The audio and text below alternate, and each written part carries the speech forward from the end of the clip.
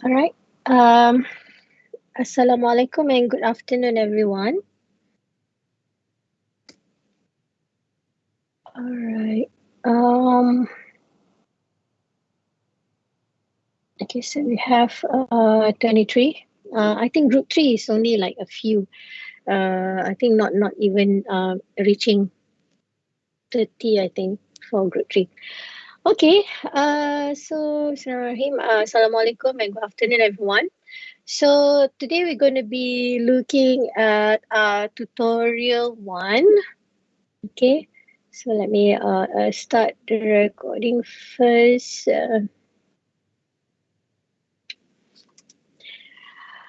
All right. Okay, so before that, again, I really like to ask this question so that I know in what mental state are you when you enter my class. So is like before this class, do you have a break or do you like come straight from another class? We had a break. Okay. You have a break. Okay. So basically you are 1 hour break. Okay. So you should have time to like have your lunch and everything. Okay. Because from my experience, sometimes students have back to back class, and so I know that so I can anticipate in what mood you are in. So okay, so at least you have 1 hour break, so hopefully you have taken your lunch.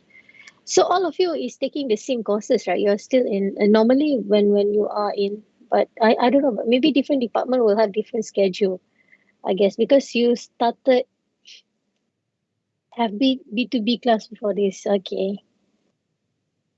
Back to back, back to back class after this. So meaning after 2 to 4 and you have another class after this? Yeah, I don't know about the rest, but I'm taking cognitive science, so there's a class after this. Cognitive science is department specific, or is it like core cognitive It's the science? AI specific. AI, right? AI. So it's elective. Yeah. So yeah, I'm being very selfish. So as long as you're here first before you go to the class, but yeah, but for this class you will have a lot of things to do. Normally during our tutorial we have a lot of like hands-on that we do, and especially for my class I don't really give out answers during tutorial. I prefer more like having a discussion, and because I really like it, because sometimes I find that student, for those who actually followed me, actually is able to like discuss uh, uh, any problems that they have during when they ask when like when we do the tutorial. Okay. Okay, so I believe that you have received the announcement that I make in regards to there are some typos on the slides. Yeah. So yeah, so one of your friends sort of like point that one out. For your information, both me and Dr. Azrina, when we handle this course, our slide is all sometimes we add new slides in. So sometimes the slides is prone to typos because new things are being added in. But this one actually, I think normally what I did was uh, uh, I have times to actually go through with you during the lecture. But then because this semester we sort of like take out the mathematical preliminary. I seriously cannot pronounce that word. And we have like 2.5. Supposedly we have 2.5 lecture for just the introduction. But this semester we cram that within 2 lectures. But I think so far, I think because I did the tutorial with the previous group, it looks like you are doing okay so far. So let's see about this class. Okay, so just maybe perhaps I'll just like show you the typos. I have uploaded the new one on. on the drive. Okay, so one of it is that uh, is this? Oh, no, not this one. It's up here.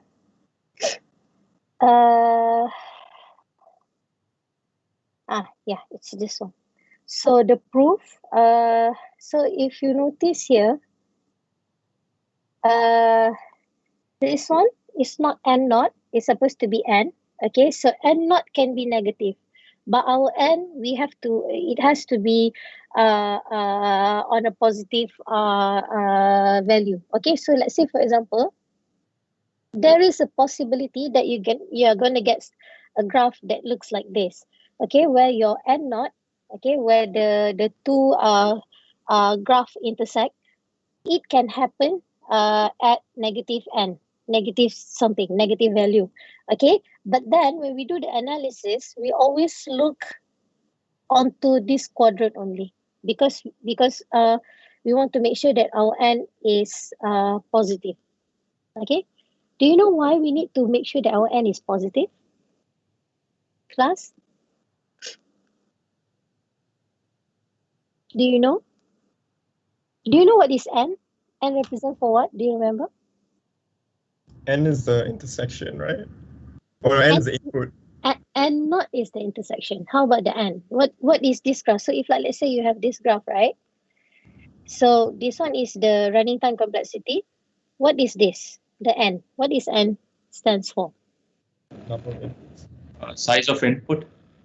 Size of input. The number of input. Okay. So n is the number of input. Okay. So that is why when you want to do asymptotic analysis, you must have at least one input. Okay, so you cannot have negative input. There's no such thing as negative input, and that's why we have to make sure that our n is positive.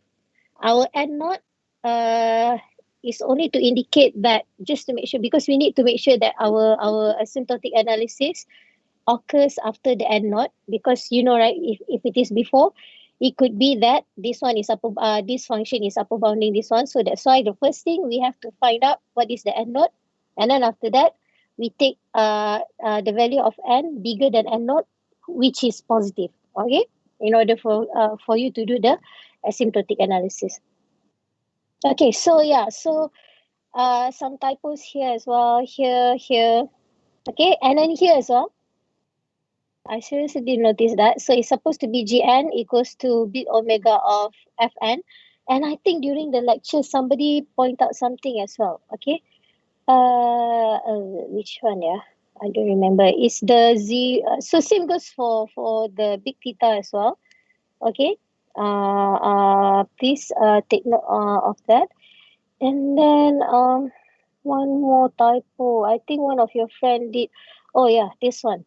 So k is not less than 0. It's supposed to be as long as k is more than 0. Actually, this one is actually more than 0. I think one of your friend did see something in the chat, but I take note, but I forgot to get back to it. Okay. All right, so those are the typos. So please, as I mentioned, please don't, slides is only actually a reference for me and for you to know what is the content of the topic. But if you want to study, use this as sort of like the point of reference. Try to get other resources, whether you read books or you watch tutorial online. So use this as the basis, and then after that, try to find how do you call that? More information. If you want to know more, you can always look at other information, because normally when you want to do your group project, sometimes your maybe written exam, yes, sometimes we will cover it during tutorial. In fact, end the lecture. Okay, but other than that, normally my slides is not for it's not, you cannot use it as a note, solely for note, because as you if you notice during my class, I some information I added in during my class. Okay, so just take note on that. And again, if you notice any typo, please let me know. Okay, because I change my slides like every time I have to teach this course, I will change my slide. All right. So there must be a typo here and there. So please let me know if you if you are able to identify any. Okay, and then for tutorial, I like to use Google Drive, where it's like crowd. Everybody has to contribute to the answer. So if you notice, I have shared a Google Drive link. Okay, so I want everyone to go there, so that we can together contribute to this file, and do this together. Okay,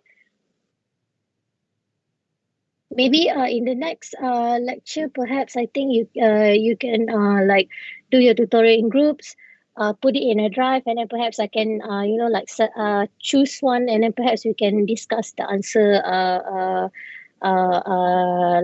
then.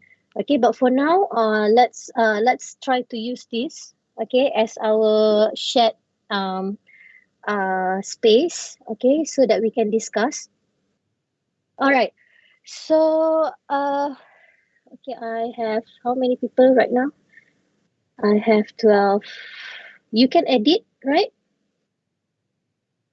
I hope you can actually edit your this file.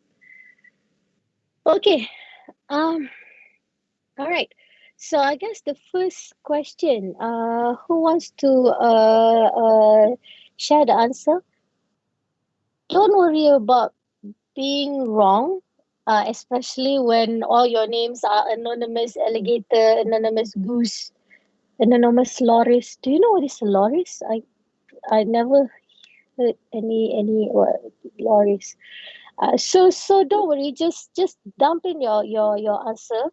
So if like especially if like let's say you have one answer and your answer is different, okay?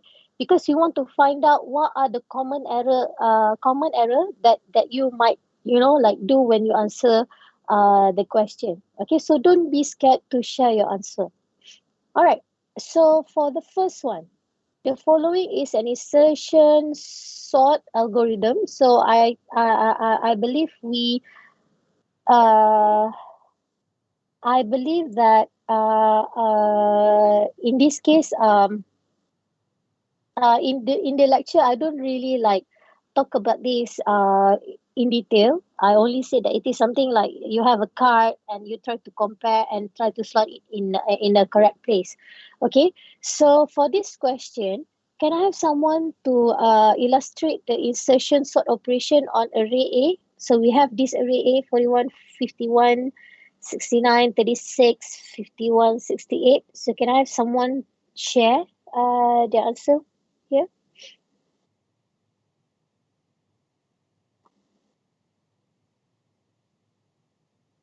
Anybody?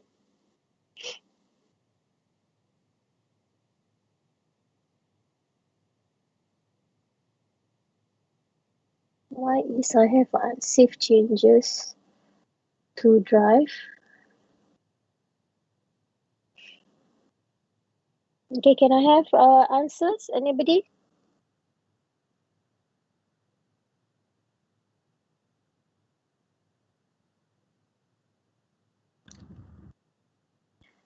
Okay, what's that one? Okay. You cannot copy, can you just copy anonymous rabbit?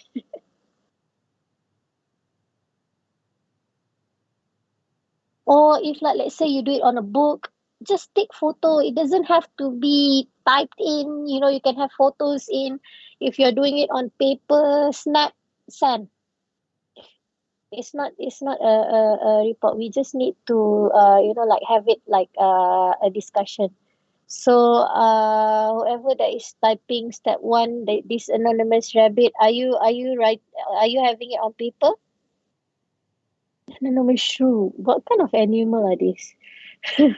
I think Google is just simply give like animal name. So if you are writing it on paper, snap it, just take photo and send it up. Doesn't have to be beautiful, you know, like just share whatever things that you have. Copy and paste. All right, thank you. So we have 41, 51, 69, 36. Okay, and then you change it to 36. 41, 51.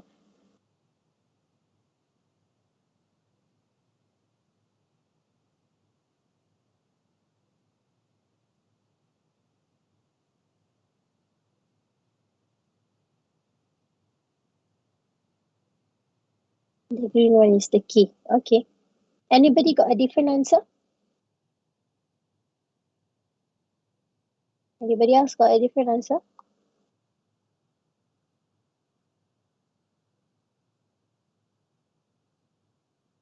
We all get the same answer?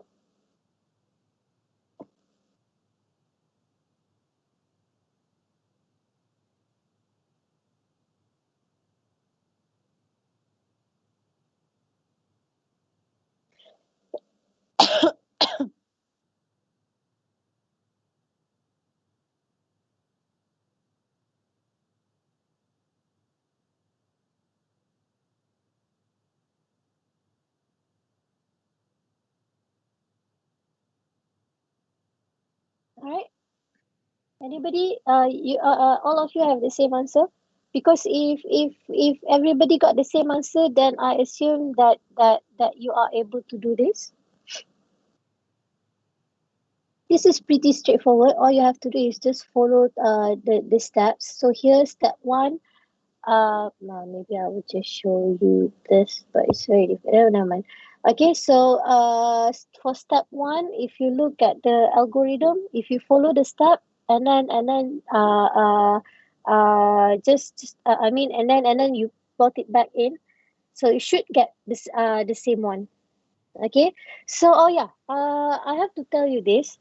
So as you go through this course, okay, when we look into algorithm, sometimes you will find a different version of insertion sort. Okay, so for example, if you have this insertion sort where you compare and then basically you compare it from, let's say, the beginning element, the first element, and then you compare it and then it goes through from the first element to the last element.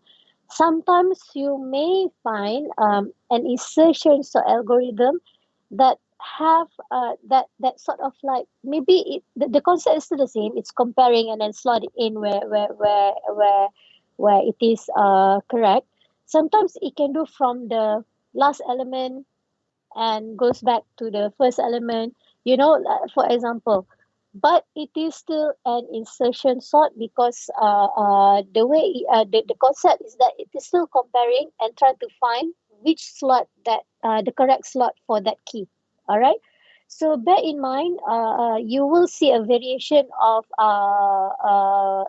pseudocode or algorithm for a certain algorithm. Okay, but then the concept will still be the same. Okay, so later on you will find some variation of it, but concept will be the same. Okay, so there's no it's not nothing wrong with that.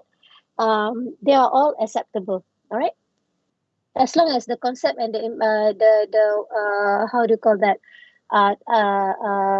the concept is being implemented correctly.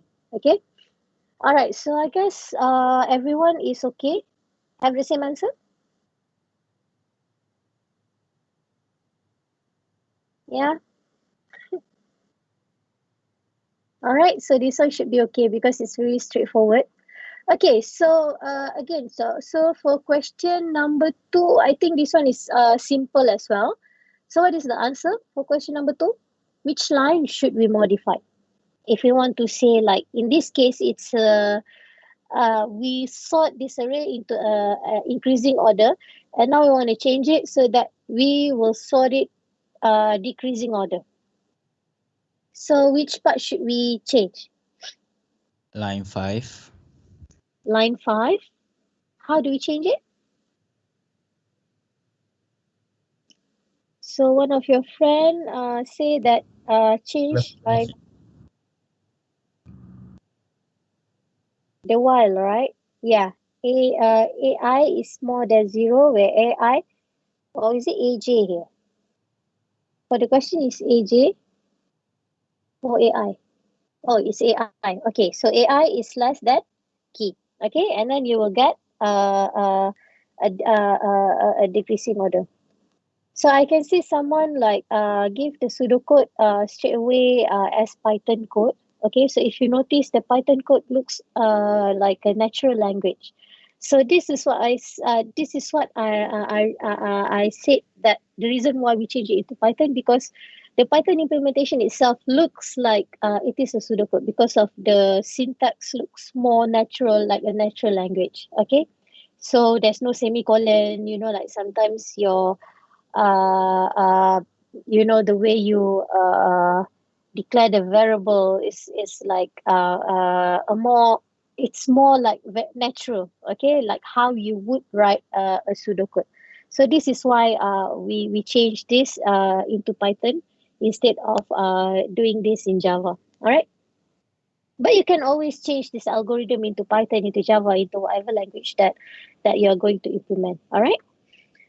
Okay, so that's pretty easy. Okay, so for question number 3, write a pseudocode for linear search. Okay, for the following requirement. Okay, so for linear search, I did like quickly show you what does it mean by linear search, whereby you have an array, and then you have a key, and you have to find that key whether it is inside the array or not. So in this case, if there is no if the key does not appear in A, you will have to return nil. Okay, so can I have someone share the pseudocode for this?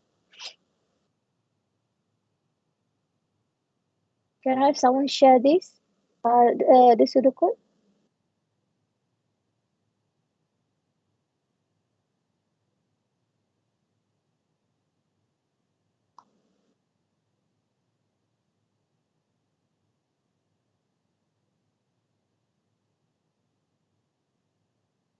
Anybody would like to do this? Okay, so I have one, return yes. Supposed to be key, return yes. How about I think this one is not complete. Come. If I have a few, if yours is different, please share it. There's no right, there's no wrong. We're just going to discuss. If it is wrong, it's even better, because we should be able to pinpoint why is it wrong. Learning from mistake is a learning way as well. So for every value index is 0, for every value in list A, if value is at index is equals to V,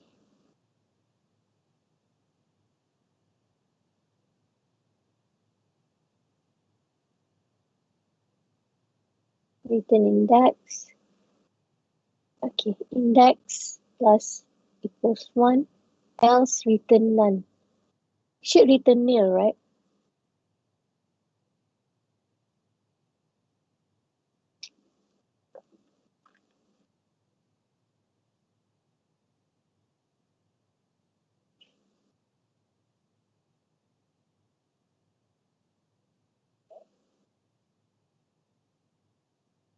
Okay.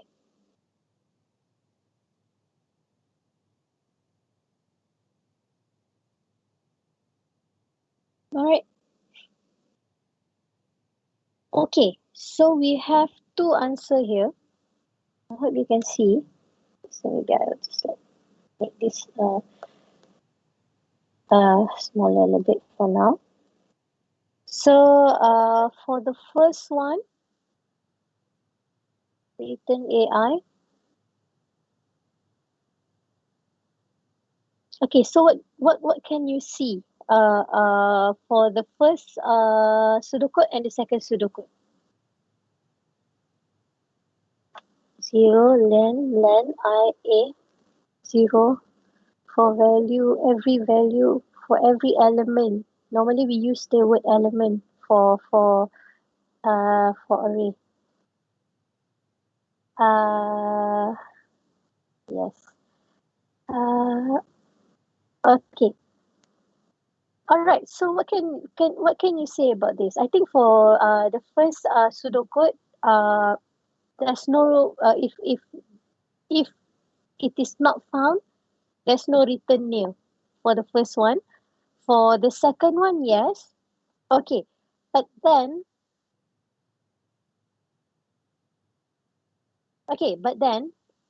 which one runs faster between these two?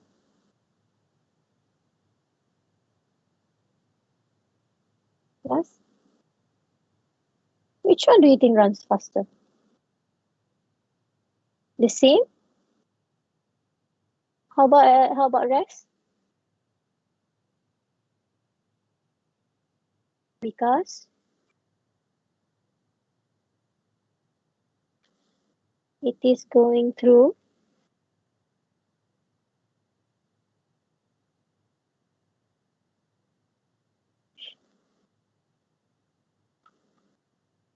the whole array of n to search the key. Yep. Even though pseudocode 1 have less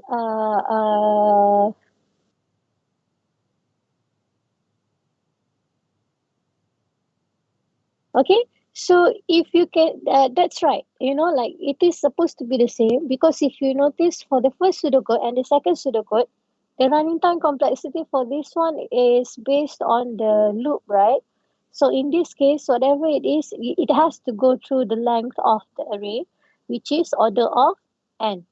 Okay, so for both of them are acceptable. Okay, even though for the first one it's not complete because it's not returning the nil. For the second one, it is written more in a natural language. Okay, still having like tabs and so on and so forth, which is good. Okay, so this is another way of how you can write a pseudocode. Both ways are acceptable when you write a pseudocode, because it looks like everyone seems to understand what are the steps for you to do the linear search. Okay, so for yeah, so basically both of them will run the same running time complexity, which is order of n. All right. Okay. Good. Okay. So for the fourth question, express the function n cubed over 1000 minus 100 n squared minus 100 n plus 3. So in terms of theta notation, so express it in a form of a theta notation. So what is so how do you do this one? Question number 4.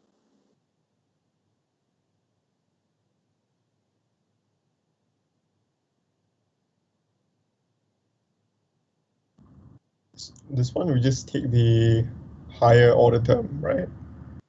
Yep. And then drop the lower terms. Yeah. So this one will be, the highest one will be N cube.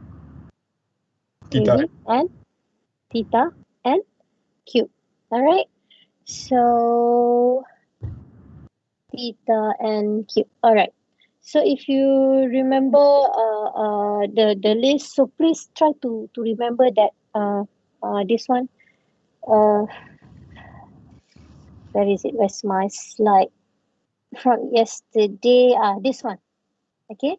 Try to remember this so that I'm so sorry. It's so like messy, but try to remember this, so it will be easier for you to like straight away identify whether it is upper bounding, lower bounding, theta, or which one is the highest order term, and so on and so forth. Okay. All right. So that is for question number 4. All right. All right. Thank you. Okay, so for question 5. Okay, so maybe okay, so for the following pairs of functions, okay, so we have Fn and Gn. Determine if they belong to case 1, which is Fn is BO of Gn, or case 2, Gn is BO of Fn. And then you need to formally justify your answer. Okay, so again, we don't really do the proving uh, uh, uh, during our lecture. So perhaps later on we can try to do this together for one or two questions. But first, let's try to identify whether this one is case 1 or case 2, because it's pretty simple. But if you know the sequence, you should be able to tell it straight away. Okay, so for question 5A, which case is it? Case 1 or case 2? Case 2. Case 2. How about others? Both? Case 1?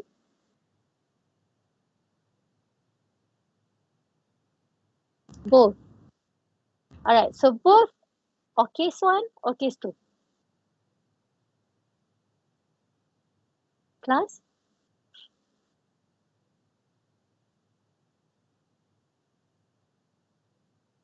Is it possible to be both cases? Yeah. Because if if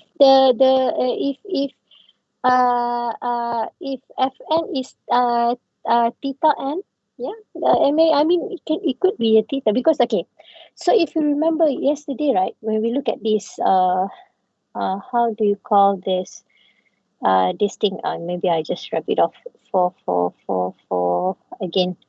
So if you remember yesterday, so this one is a linear function, right? So linear function, okay.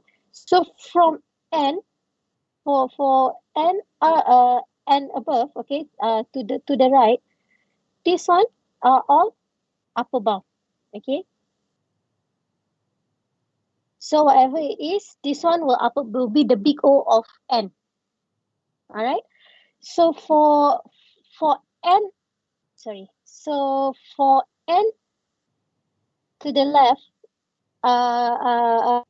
towards the left, okay, it would be sorry, uh, it would be lower bounding the n. All right. So if you have two functions that have the same uh, uh, asymptotic notation, this could be average. So normally you can also have like a theta situation, okay, whereby depending on the coefficient that you have that you put in, your graph may be upper bounding each other or lower bounding. So therefore, it can be a theta. So that's why it is possible to have both cases for this one. So for A, it will be both, right? Because both of them. So what is the running time complexity for Fn here? It would be order of. It will be order of n as well, right? So we have f of n is equals to order of n, and the gn is also order of n in this case, right? So therefore, we can have both cases. I'm so sorry. How come? Why is it running around? I think because I resize it. Okay. So it could be either Fn is upper bounded by Gn, or the Gn is upper bounded by the Fn. Okay, so the proof we're going to look at it later.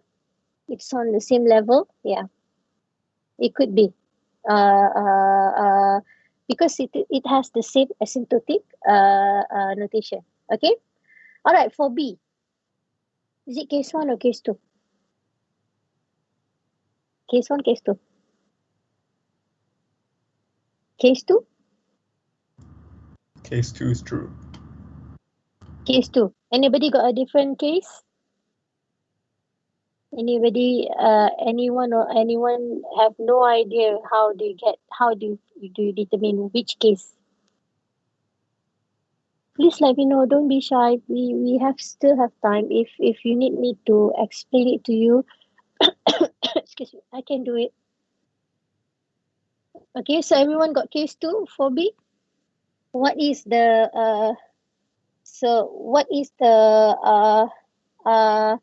running time complexity for Fn?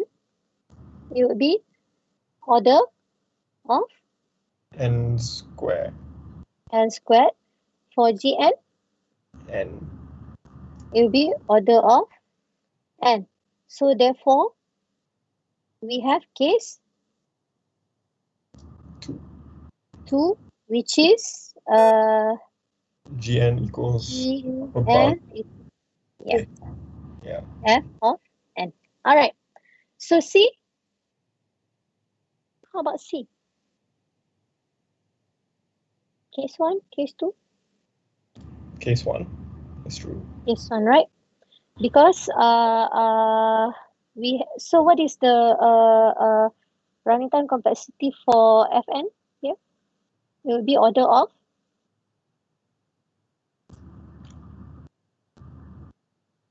class. Do we choose N or do we choose N square? Square root of Which N. one is the higher order term? N, right? It's n.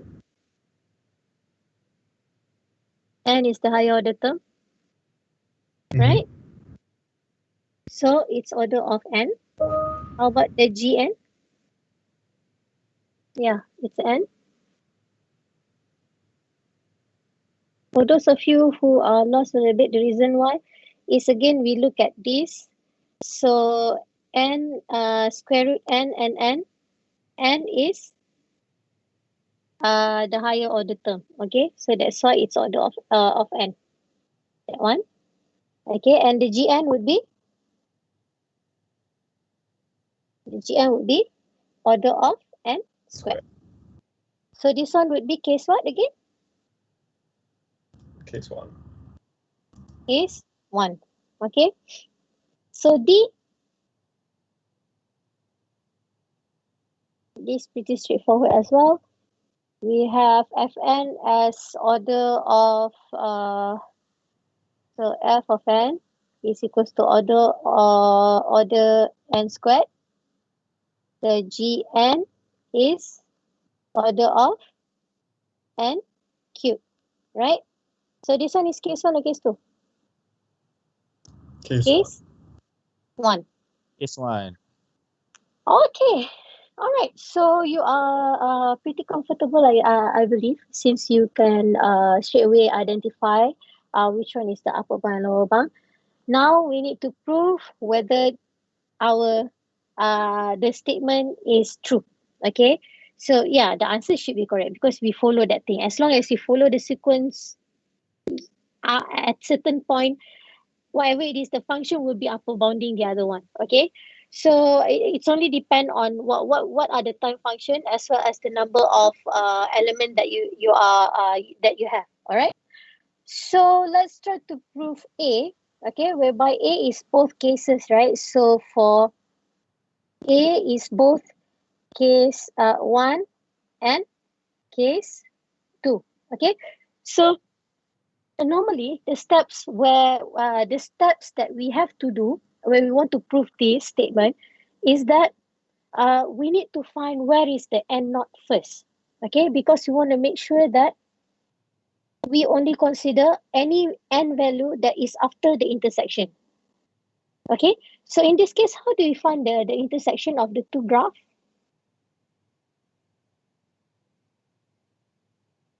Do you remember? You can solve the two graphs, the equations. The equations, right? So can someone how do we solve this?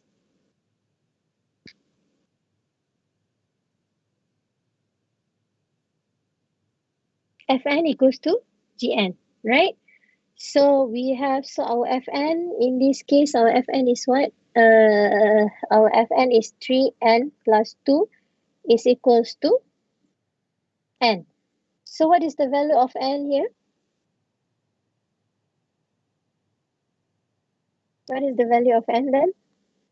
It would be negative 1. Okay, so basically we can assume that our graph looks basically like this. So we have one like this. So this one would be the g of n. And then we have another one that maybe it goes up like that a little bit, I think. Okay, so if you notice here, the intersection for this graph happens at negative 1. All right, and this is our n node. We only need to consider any n value that is on this quadrant. Okay, so any positive n. We only look at the positive n. All right, so the next thing that we need to do is we need to determine what is the value of c and what is the value of n in order for us to, okay, like let's say for example, we want to prove case 1, right? Whereby Fn is equals to O of G of n. And we know from the formal definition, Fn is smaller or equals to some constant coefficient of G of n, right?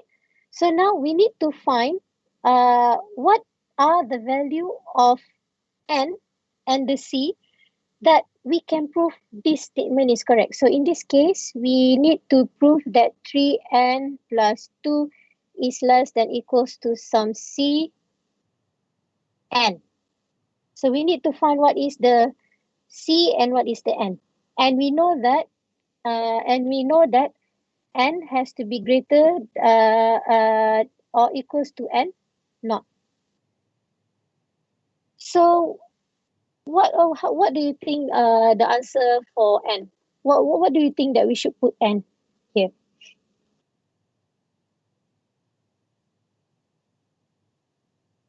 Huh? You could put it as 1, maybe.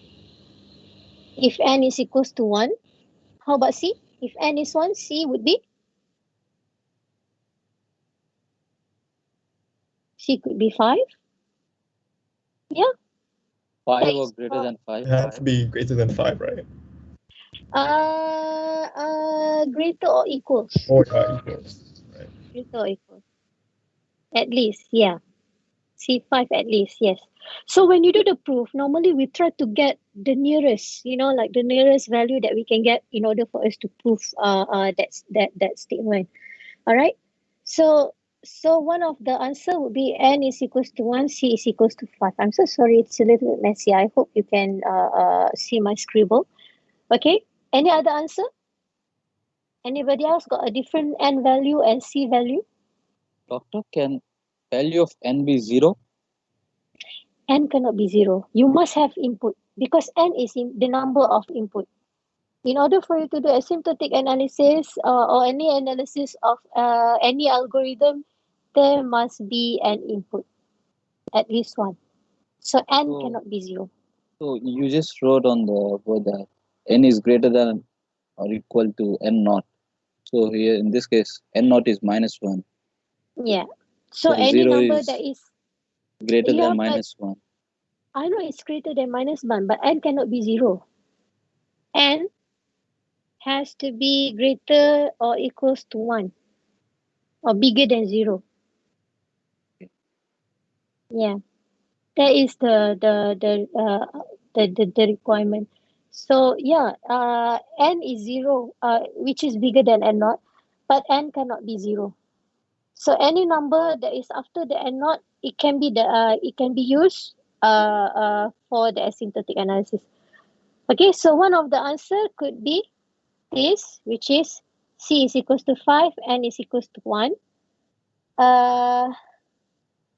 Okay, so anybody else got a different n value or c value?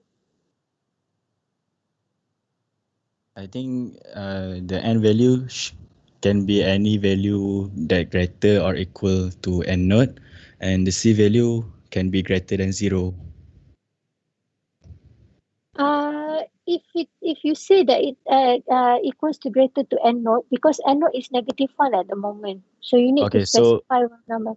maybe n should be greater than n naught and also greater than 0. 0. Yeah. Yeah. So if let's say n is equals to I don't know, maybe n is equals to 2, what do you think the c is going to be?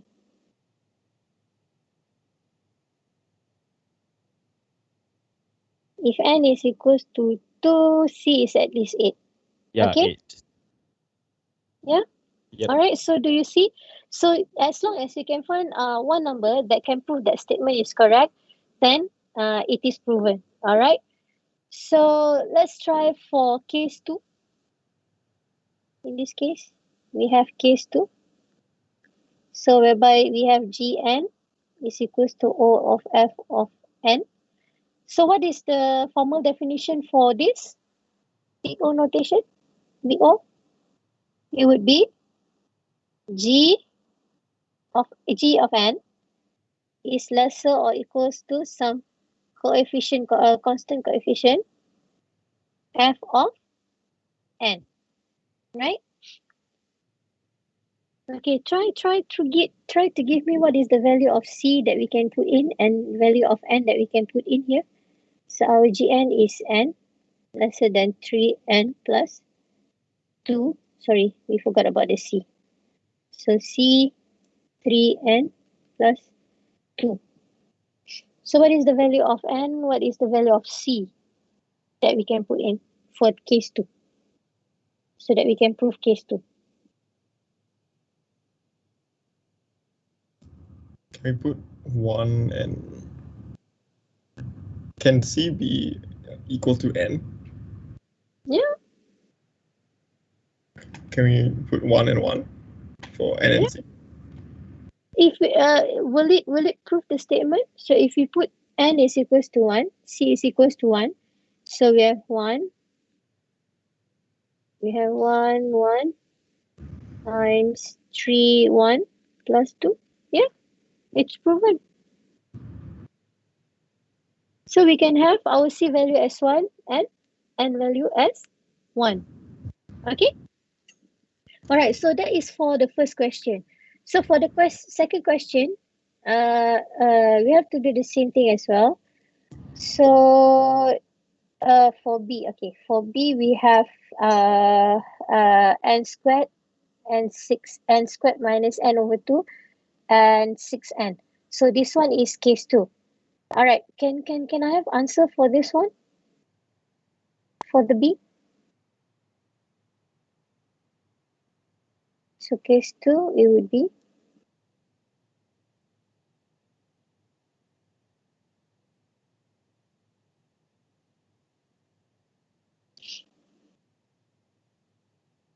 okay, so the n naught would be 13. C is 1, n is 14. N is equals to 14. So Gn is 6n must be smaller or equals to some c n squared minus n. I'm sorry, I have a very bad handwriting. Over 2. So if you put in all this number, will it be alright? Do you know how they get the n not equals to 13? Now you equate both functions, right? And you know how to find that what quadratic? You can use the formula this formula this formula, okay, for the quadratic function. Or you can but I think this one is just a simple one. So you just transfer it around, and then you get n, and n minus 13 equals to 0, something like that. Wait, let me. Oh my god. and not has two values. And not has two values. We always try to get the one that is the most positive one, because then we know that that is the last intersection before it is moving towards the more positive end. So we have to take the that one. So definitely after the bigger n value, okay, it would be the n naught. So basically what you're trying to say is that if, like, let's say you have a graph that looks like, so basically this is quadratic, I think it will look something like that. So it will be 0 and 13. That is what you're saying, right?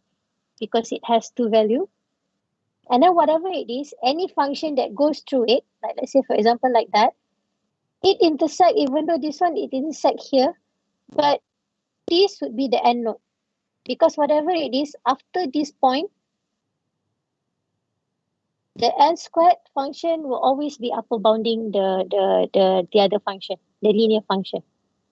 Okay, so if you have two value, get the most positive value.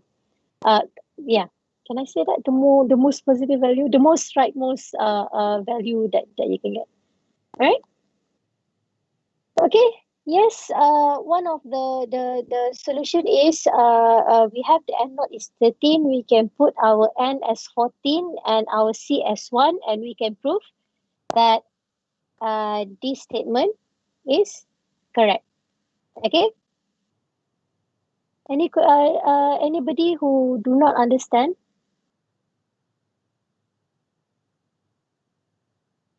Are you all okay? So when we formally justify, we have to decide the case and then explain the case and then find the C and N, is it? Yeah. Okay. Because just from the time function itself, you can straight away know which one is the upper bounding. But what we are doing right now is we want to prove that the case is true. That at some point of time, if you have that value of n, that function is upper bounding or lower bounding the other function. So we're trying to prove that. This is what we're trying to do right now. So determining the case, you just have to look at the higher order term, and you know which one will be upper bounding or lower bounding, which one. Right? I have a doubt. Yeah.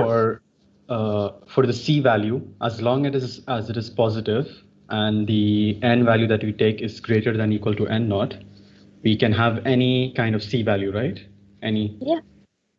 Okay.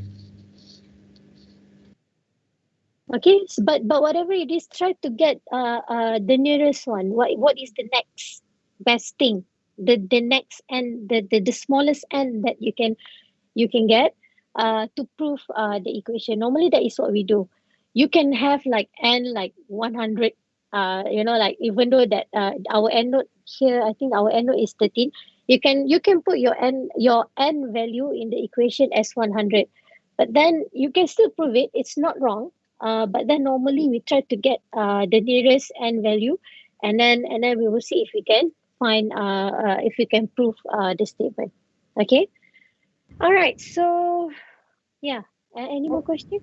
Doctor, when we equate the two functions and one of the n values is 0, do we take 0 or do we take?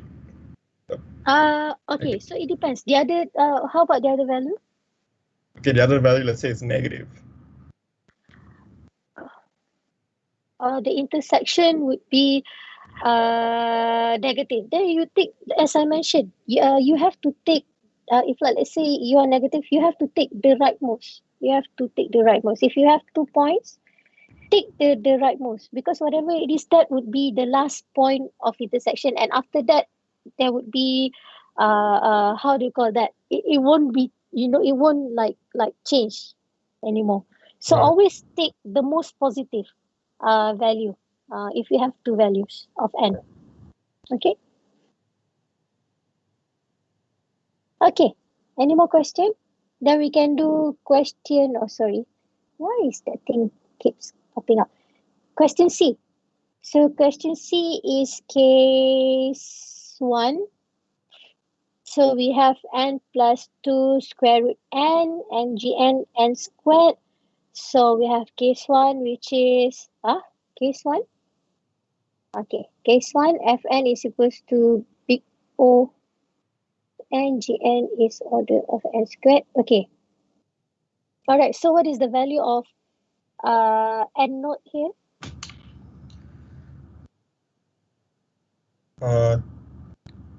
It's 0 or 2.31459 something. Anybody else? Got a different answer? N naught? Yeah, you can round out. N naught is not so normally, like for me, N naught is just as a point of reference for my n. So for my next n, normally my n I would take a round number, a whole number. I normally I don't take like my n value as a point value. In fact, our how do you call that? Our input, normally we don't have half of the input, but then it's just that when the graph intersect, it may not be on like an integer. It could be in some point number. So which is this one. I think this one you mentioned about you said 2.3, is it? Yeah. So it's just showing where the graph intersect. It's not the value. You can always round it up. So always round up the value. Take the ceiling. Okay. So n naught is equals to 3. How about n? How about c? So we have our we are at C, right?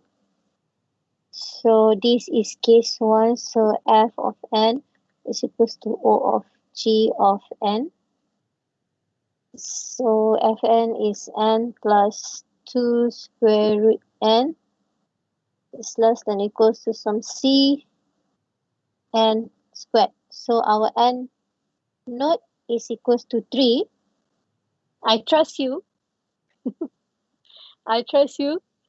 The answer n naught is equals to 3. Anybody else got a different answer?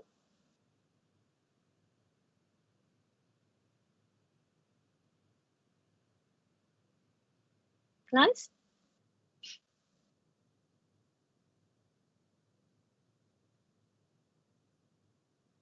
Are you sure n naught is 3? I mean, like it's 2.31. Did you get 2.31? I don't know if anyone else has a more accurate answer that you guys can share. Because I got a different answer. Anybody else? Can you get what did you use the quadratic calculator or something? Yeah, I used an online calculator. Yeah, I got that figured out. Else you won't get that point value. I got what? I don't remember what did I get. So because I got my n naught as I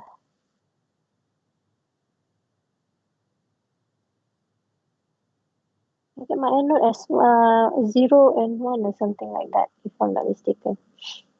Let me see what did I do.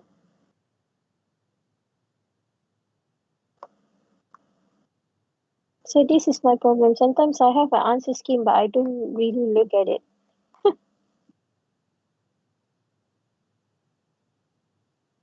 Yeah, I got my n naught is equals to 1. If you plot it, yeah, n naught is somewhere 1. Do you see the graph? Let me try and share my so if you plot this, you will get this graph. Let me try to share this one. Wait. Try to share that screen too. Okay, so maybe I'll share this one.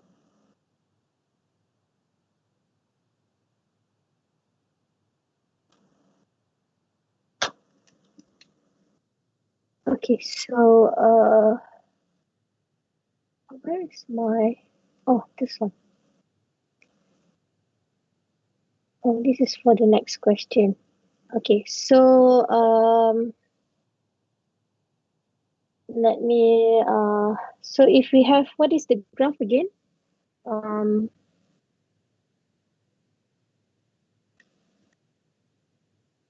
The graph would be, so we have just now, what is it? What is the graph again just now? So y equals x plus 2 2 set n set x. to how? Set. Sorry, SE? No. C X power of square root x. square root x. Yeah, Okay. set x. Okay. How do I put it inside? How I did, in Desmos, I put 2 times x to the power negative half. Yeah, negative half. Yeah. X to power. Sorry. Why am I this one? I cannot type. Power negative 1.2. Right?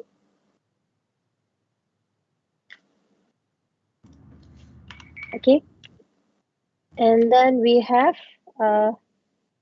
y equals to x squared.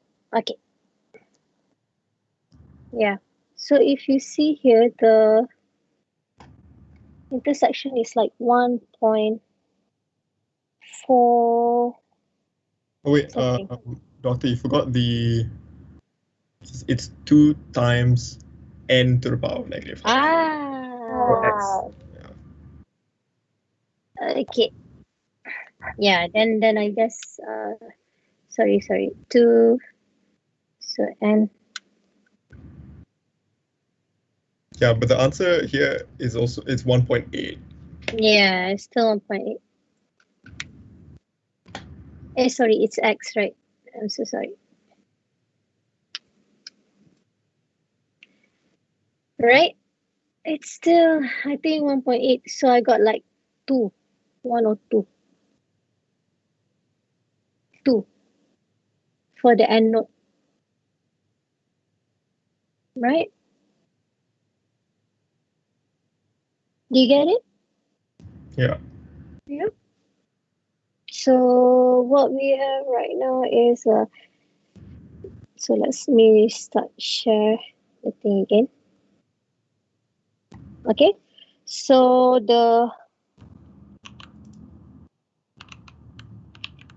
our end node is, what is it? 1.2. So we put 2 lah, right? And our end node. Mhm. Okay, so our end node is 2. So what is the value of n as well as the value of c in this case?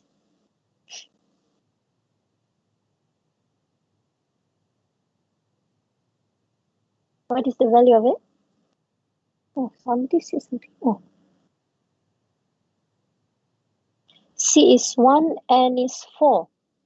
Okay. Can we do C is 1 and is 4? Can we prove this is correct? So n is 4, so we have 4 plus 2 times square root. 4 is 2, smaller than 1 times 4 squared. So we have 4 plus 4 is 8. Please check my maths. Sometimes 4, 16. Right? Yeah. We can have C is equals to 1 and N is equals to 4. And then somebody else says, any more?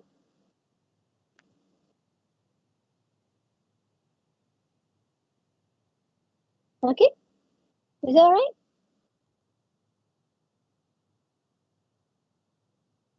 For me, like this one is just a proof of concept. So you do not have, because we are not learning mathematics. So if you notice, we are not really using any mathematical theorem to actually calculate the point of n.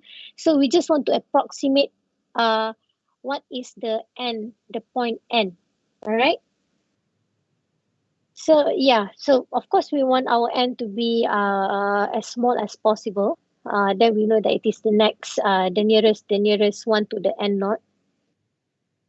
So this one is n is equals to 16. Definitely you can prove it. If you can prove n is equals to 4, you can definitely prove n 16 with that statement.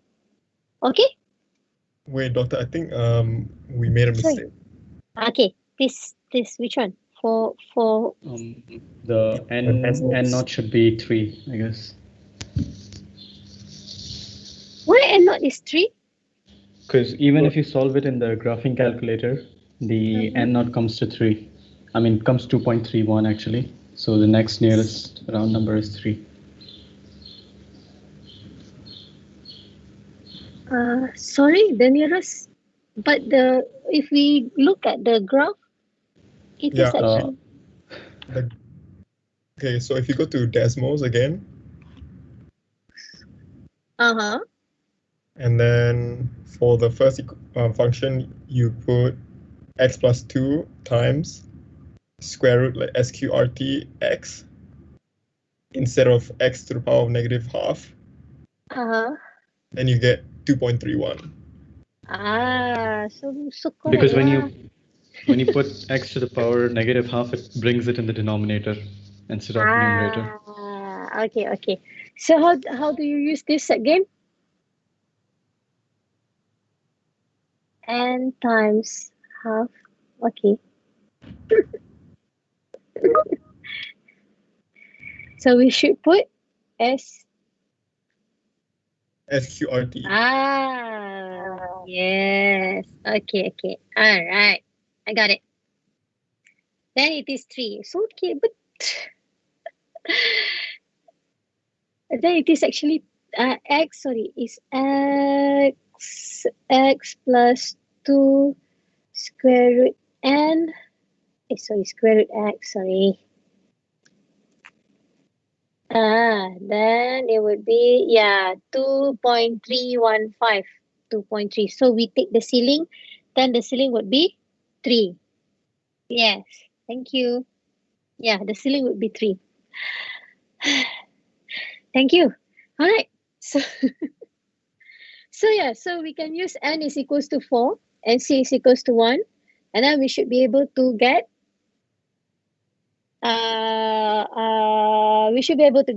the statement proven. Okay.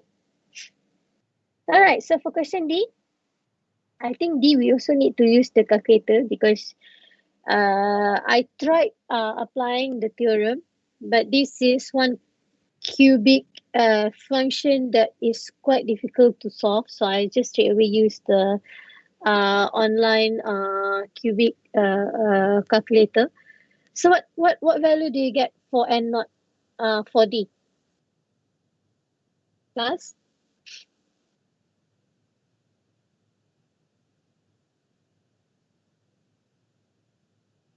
Yes. Class? This is case 1.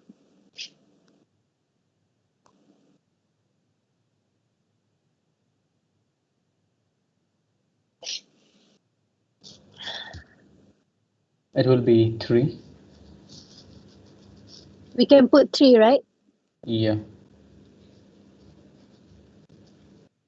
So if we plot it, we probably get some 2.6 something if I'm not mistaken. So here for D, I think okay. So this one is case 1. So we have f of n is equals to O G of n. So basically, n squared is smaller equals to something. Sorry, n squared je pula. N squared plus 3n plus 4 smaller than equals to some c n cube. Okay, so our n naught. So our n. Oh dear. So our n naught would be 3. Our 2.678, but we can always take the ceiling. So what is our n and our c? So that we can prove this one is true.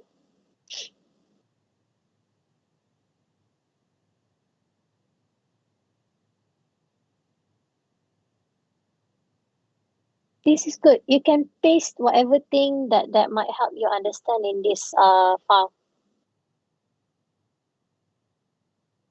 Class?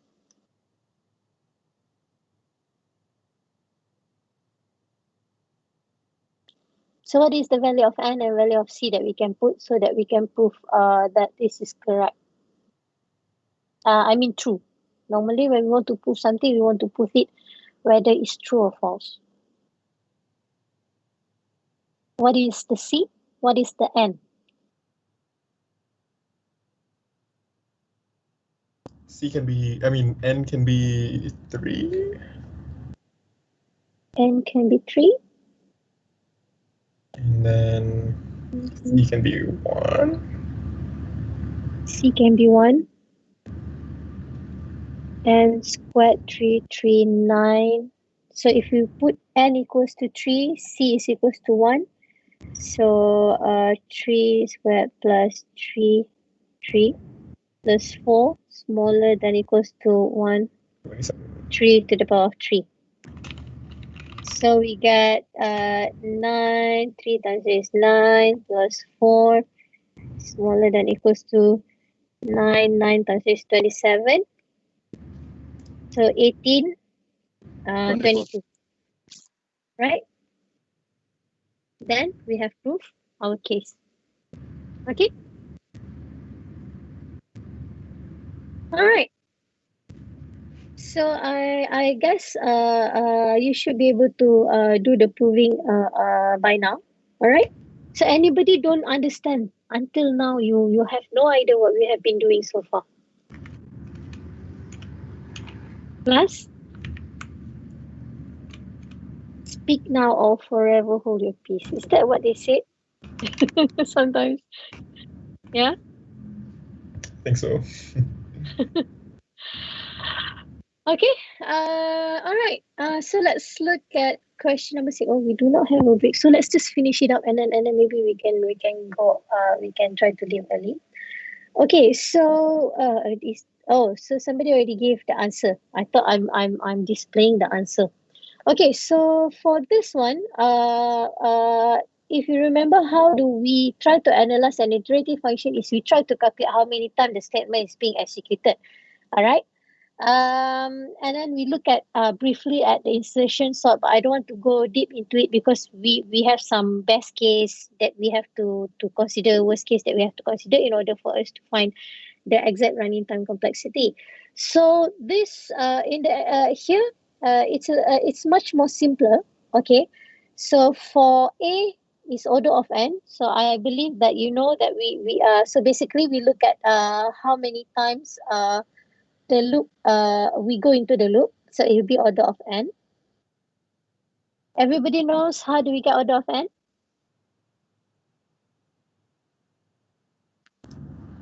Yeah. So if I do not get any feedback, I'll just continue.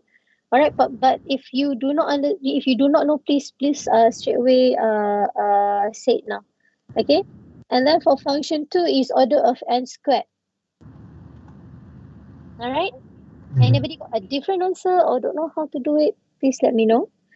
Okay. So for C is order of square root n or n to the power of 0.5.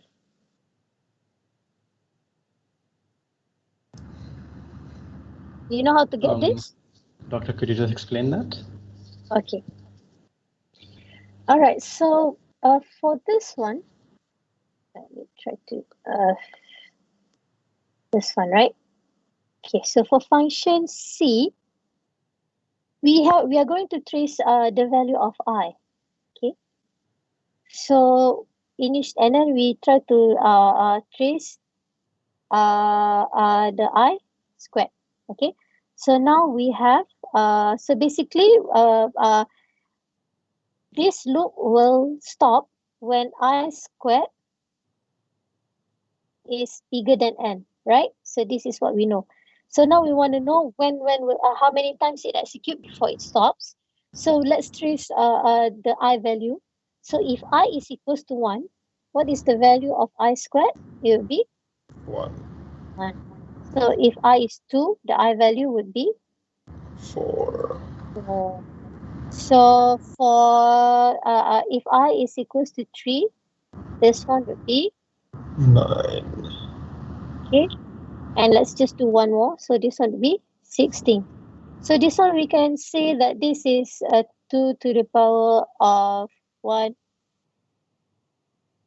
2 to the power of 2, 2 to the power of no, it's not like this. So okay, so I square. So this would be, wait, I'm missing something here. It's I squared.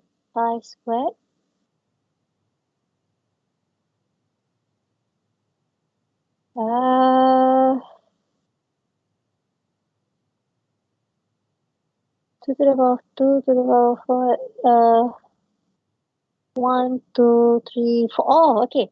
So this would be 1 to the power of 2. This is 2 to the power of 2. This is 3 to the power of 2. This would be 4 to the power of 2. So basically, this one will run until n. And basically, this will run up until k to the power of 2. It will run k times when it reach n, right? So it will run k to the power of 2. And we know that it will stop. So when it stops, the loop will stop when it reach k to the power of 2.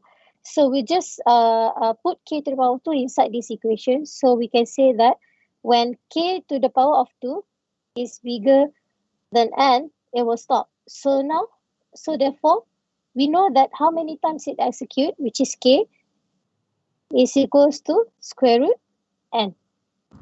Oh. Therefore, the running time complexity of this is order of n. Okay? Is that alright? Yeah? Yes, doctor. Yes, doctor. Okay. So that's how you get the order of square root n. Okay. So for D, order of log n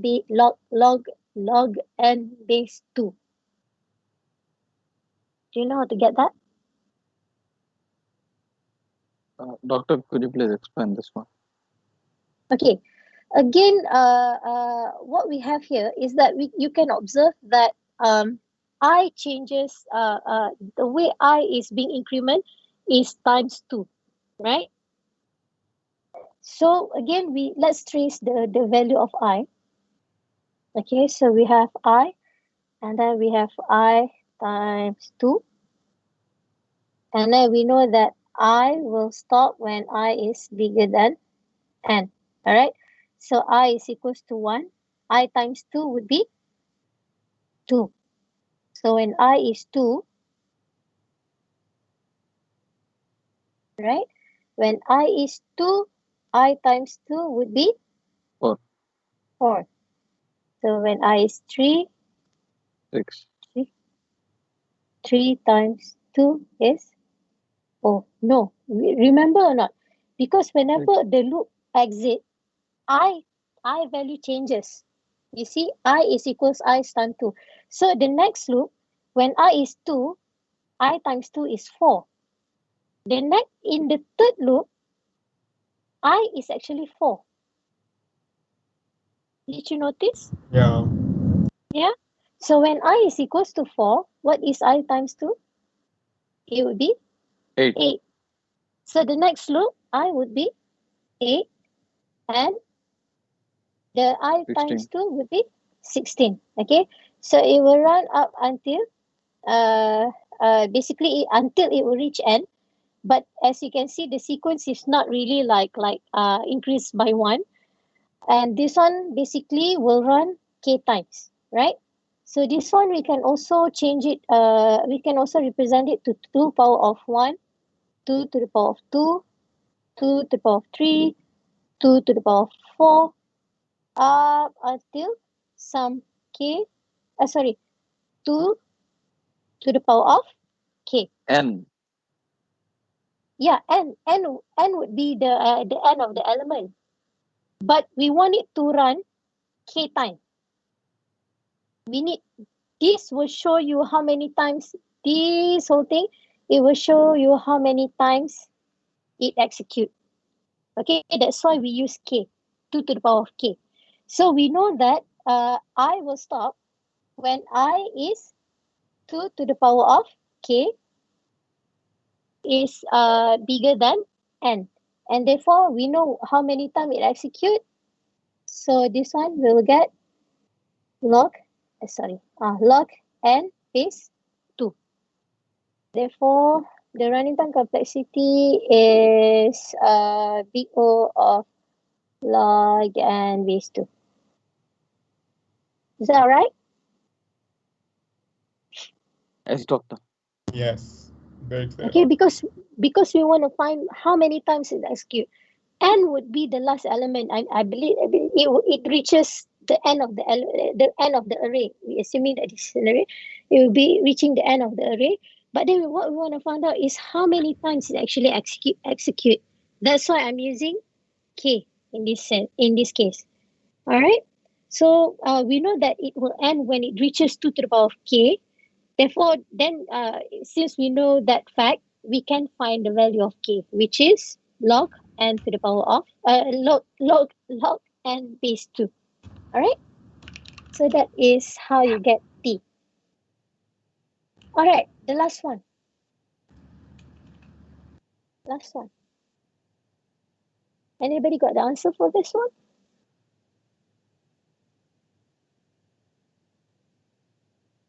Class? Anybody got answer for this one? All right, let's go through this one by one. Or anybody got okay, so somebody is sharing an answer. So n log n base 2.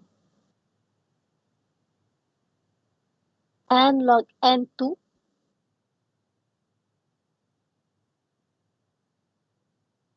Two or squared? N. N log 2n. How do you get 2n? N log n. That 2, is it 2 or squared?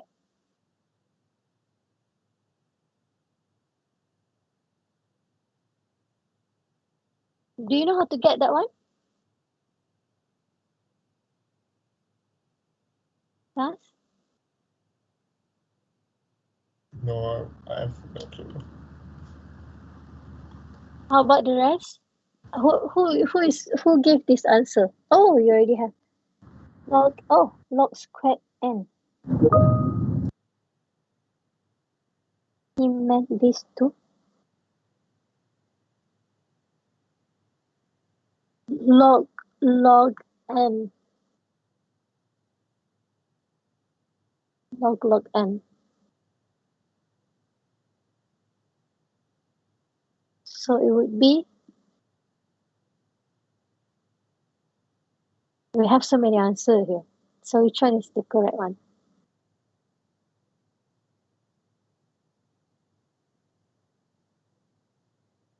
Okay, so maybe let's do it step by step.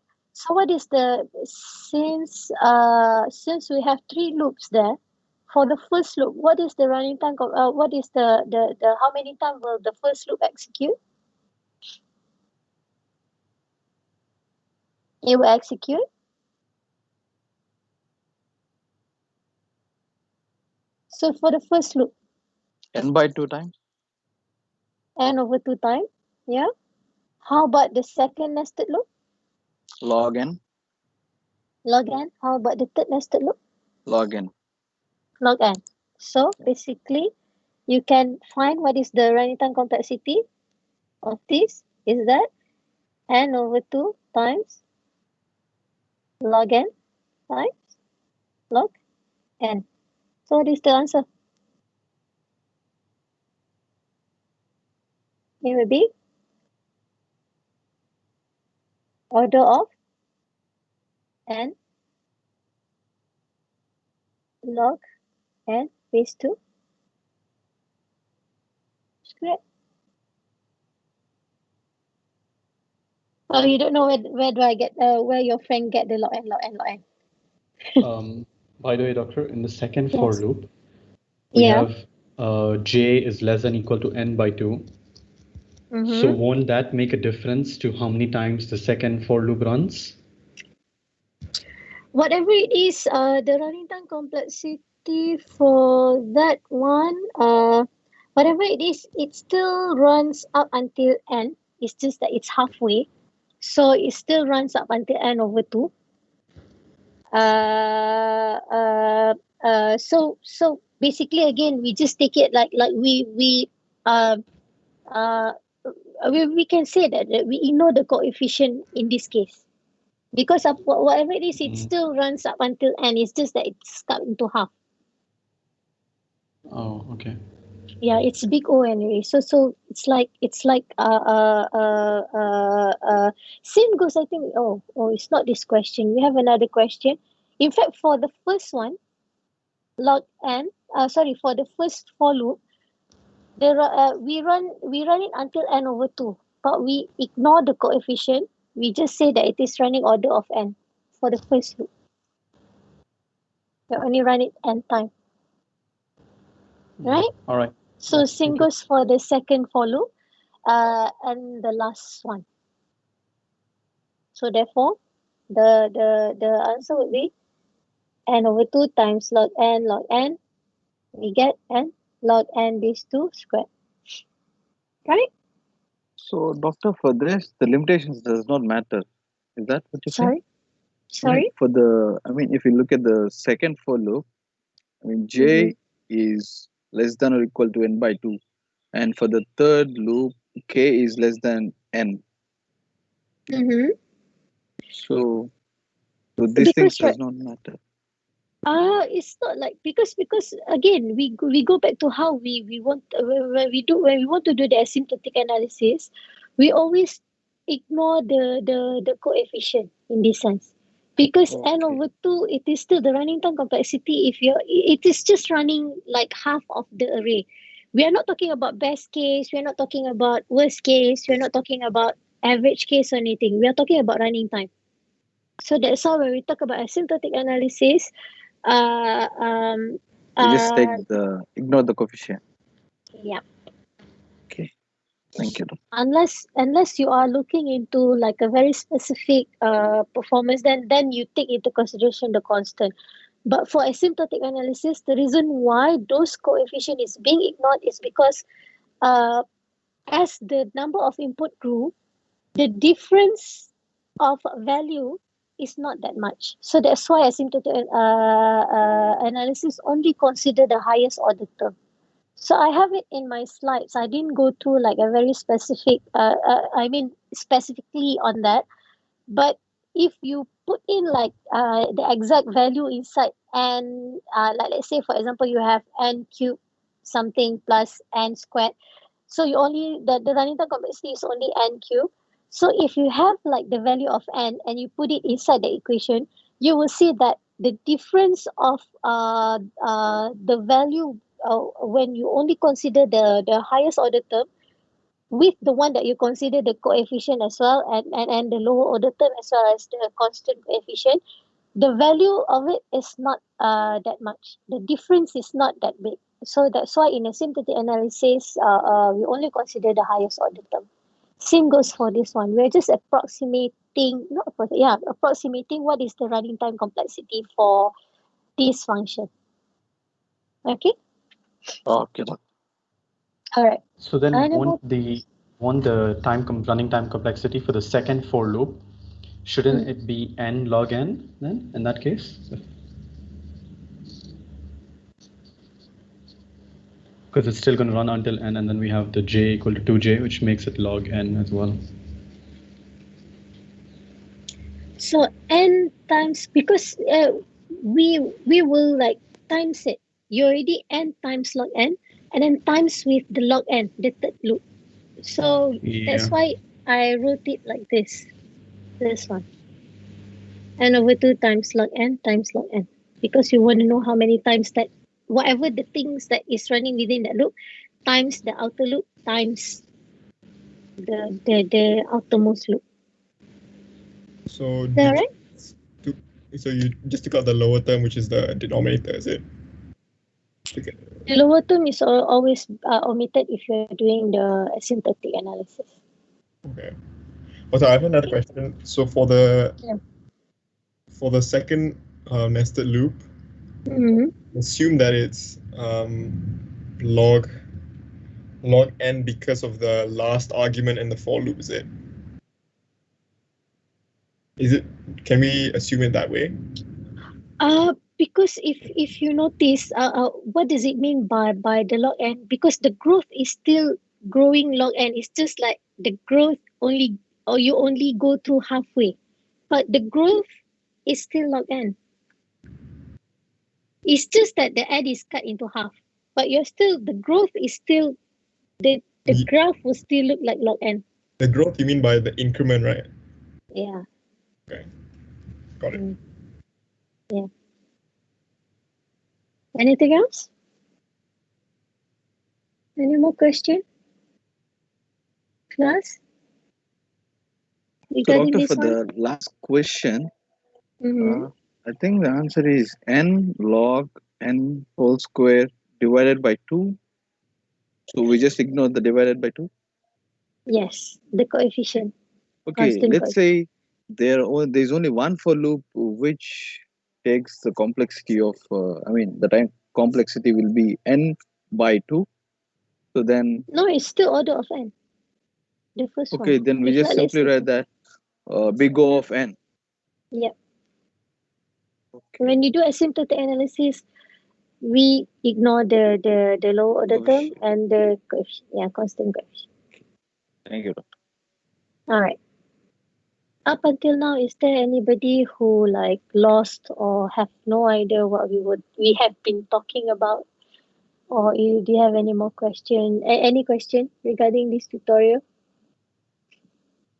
Class? Yes? No? No. I take it like okay. So all right. So good.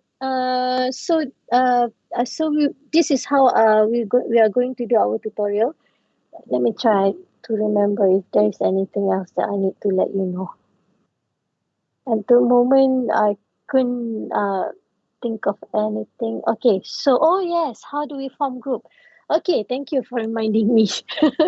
Yes. Okay, so normally what I did what I did when we want to when I asked my student to form a group, I will share an Excel file where you will put in the name of your group members in that Excel form. Okay, in Excel file. I will prepare that Excel and then I will share it. I think the fastest way for me to get to you is through Telegram, right? So I will share the link of the Excel file through Telegram, and I'm not sure whether you need the name list as well. Because this would be something like not too official because I think you're still in the add and drop week, right?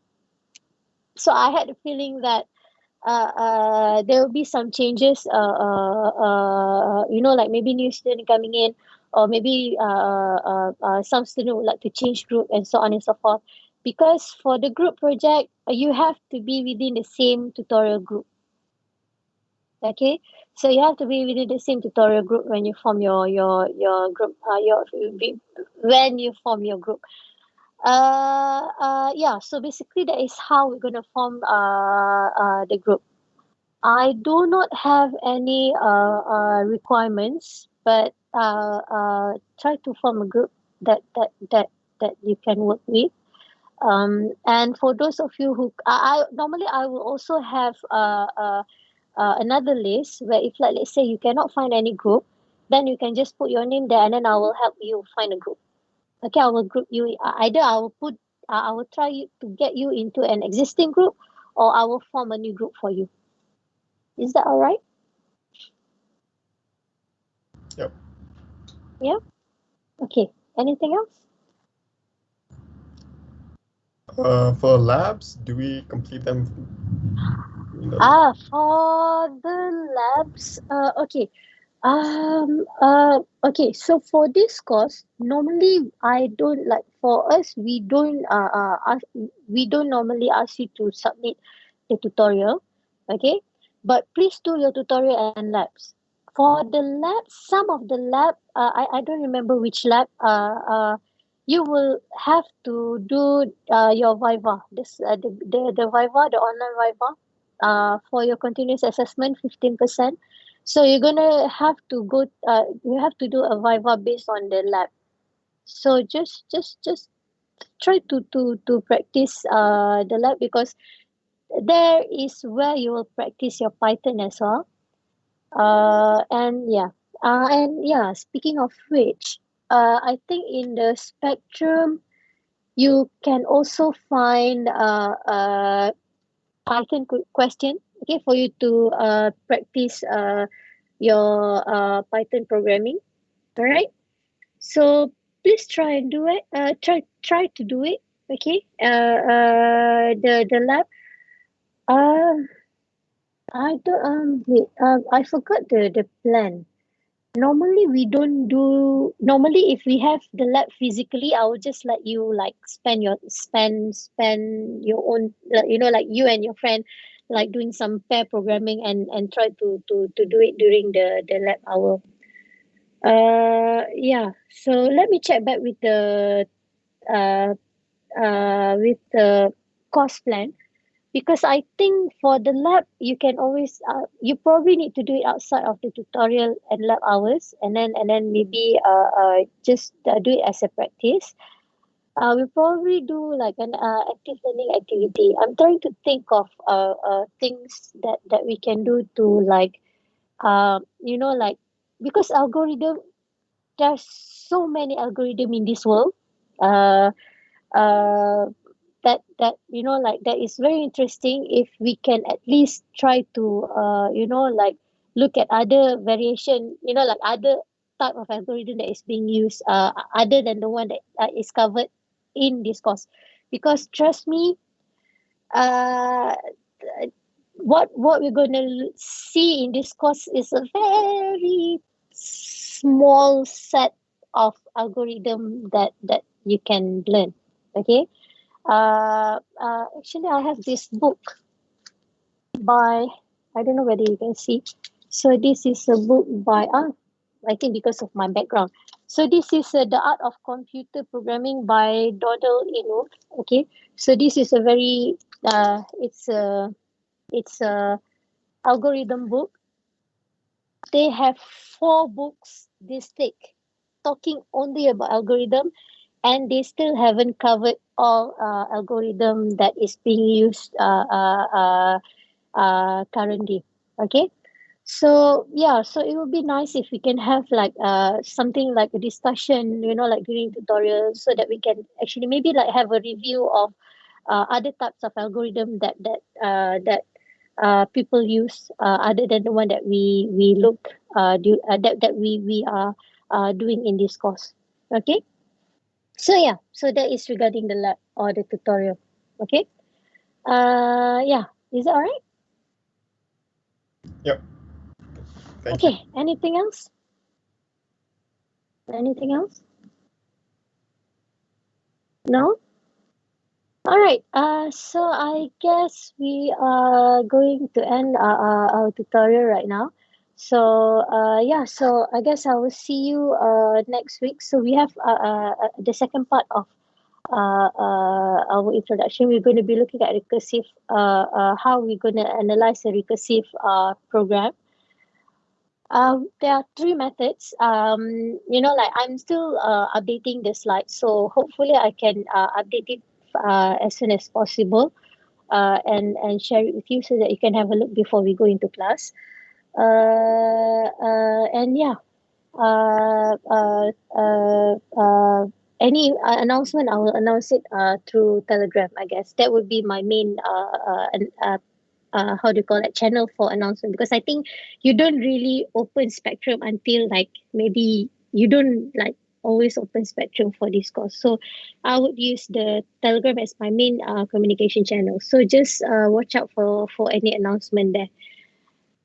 Okay, so I guess that's it. I don't remember anything else. So yeah, so I'll see you in the lecture next Tuesday. Okay. All right. Thank you, everyone. Thank you, Bye. Dr. Assalamualaikum. Bye. Bye. Thank you, Doctor. Thank you.